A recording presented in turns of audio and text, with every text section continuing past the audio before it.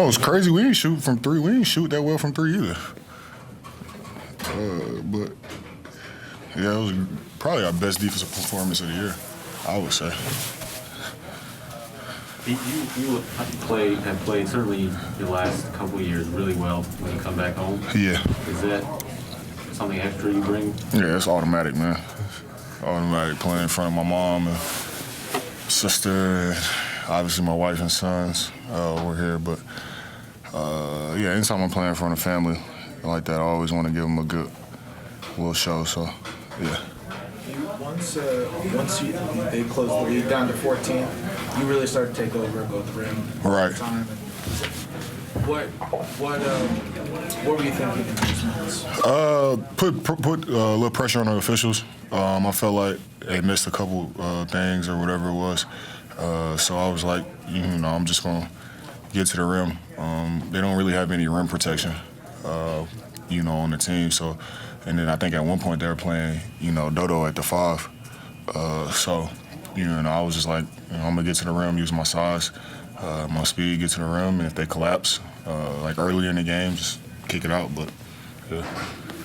So three in a row on the road, is this starting to feel like it's like the real thing right now as you guys close in, maybe in the standings? Glass half full, Mark. That's all I got for you. I mean, how good does it feel to do this in Dallas in front of family and just, this talent? It's always good. Like I said, I always enjoy coming home, sleeping in my own bed. That's not New York. And, being able to hang out with family and friends and see loved ones and stuff like that. So, for me, it's always fun and I enjoy it. The defense, they were 6 for 44, missed their first 19 threes. How much was how you guys were playing them? How much was them missing? Yeah, probably a combination of both. The thing that these guys have been rolling. They've been playing great basketball. So, sometimes you have nights like that. But I love the way our guys are coming out and the intensity that we're playing with and the togetherness on both sides of the ball. So we're tied together defensively and offensively. Guys are, sharing the ball, making plays for each other.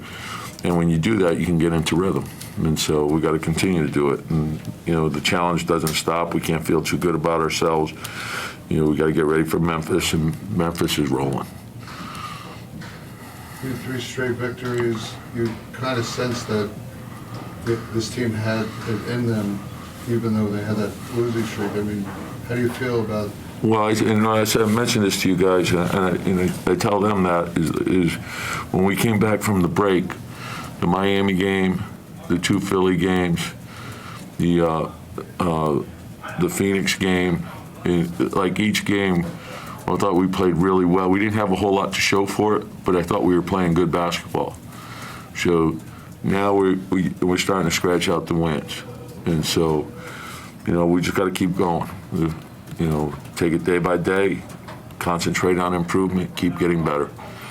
And we've been emphasizing all year how important it is to be mentally tough when you're facing adversity, and that's what we're doing. When they cut the deficit to 14 in the third quarter, how do you like how you guys responded?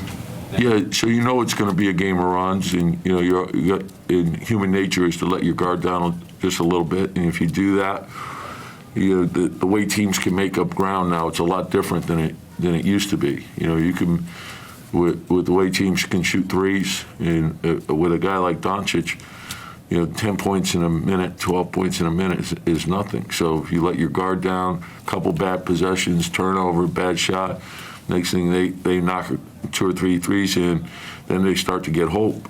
And you're seeing it all the time. That it's not just with us, but there's big leads that are dissipating very quickly all over the league. But you guys, at my point, you guys nipped it in the bud today. Yeah, no, and that's important. I think to understand. Okay, if you get a big lead and they go on a run, okay, get your timeout. Get organized, get a good shot the next time down. Like just calm everyone down, and again, we talk about control and manage the game. So understand what's going on in the game. And so sometimes if a team goes on a run, you just got to make sure that next time down, you execute and you get a great shot. Did you make it tough on Duncan? You got knocked to the floor a few times. Did you make it tough on Luka maybe tonight? I know he scored a lot. Yeah, like the thing is, it's like he's so unique. He's such a great talent, and sometimes you can defend him great. He's such a big shot maker, and he's big, and so his vision, his ability. There's constant pressure, on your defense, and you never feel like it's safe. Even when you have the lead, you always feel, okay, this guy, he can get on a run by himself. He's really an offense unto himself. And they got a lot of good other players, and they've really played well. They play very hard. They play unselfishly. Sometimes when you don't make shots, it doesn't look good. But this team is playing a very high level of basketball. Tom, Mitch ended up on Luka for some possession switches. Yeah. Kind of stuff. How do you think he did in that situation? Well, I thought Mitch was terrific because he wasn't feeling his best, and he gave us a big lift at the start of the game. And Mitch has great feet, and he's got great length, and so his positioning is improving, and those extra possessions that he's given us. But late in the clock, I don't mind him switching. He handles, particularly when a team downsizes and they got a lot of shooting on the floor. So let them make over Mitch, and so he's real long, and his body position has vastly improved over a year ago. Do you see him, like, there were a couple plays early, you guys were throwing lobs to him, and there were a couple offensive rebound plays where he just kind of shoved guys out of the way. Do you see him kind of sensing now, like, I have the size advantage? Yeah, and I think he's got a good understanding. He's a lot stronger. That's probably the most important thing, but also he understands how to leverage his body now. Before he was just a young guy trying to figure it out. Now he knows he works angles a lot better. He's working from the baseline in more. I think all those things factor into it.